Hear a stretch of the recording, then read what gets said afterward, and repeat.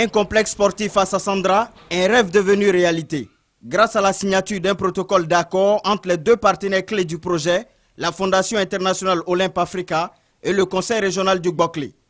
Pour symboliser l'acte, une vidéoprojection des plans architecturaux du complexe Olympe Africa.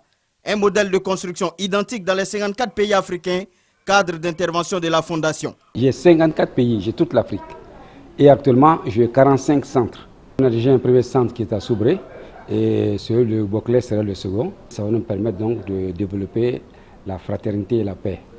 Donc sur 3 volets essentiels, le volet sportif, le volet culturel et le volet socio-économique. Baptisé complexe Philippe Légré, le complexe Olympe Africa de Sassandra s'étend sur une superficie de 3 hectares avec un bloc administratif, un centre sanitaire, une salle à usage culturel, un terrain de football, une piste d'athlétisme de 400 mètres, un espace ludique pour enfants, un plateau multifonctionnel. Satisfecit total pour les cadres et élus locaux du Gbokli. La construction de ce centre-là est un pas en avant vers le développement et vers le bien-être des enfants et des jeunes, et surtout des jeunes filles. Nous allons tout faire pour qu'ils soient performants afin qu'ils puissent répondre à notre entente. Cette institution va nous emmener à stimuler vraiment des talents cachés au niveau de la région du Gbokli. On a des jeunes sportifs mais qui ne se montrent pas.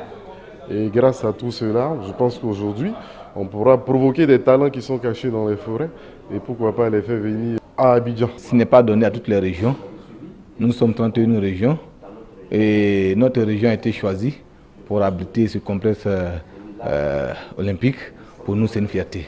Nous pouvons que dire merci aux donateurs. Mais le directeur exécutif de la Fondation internationale Olympe Africa donne des indications quant à l'entretien de l'infrastructure sportive.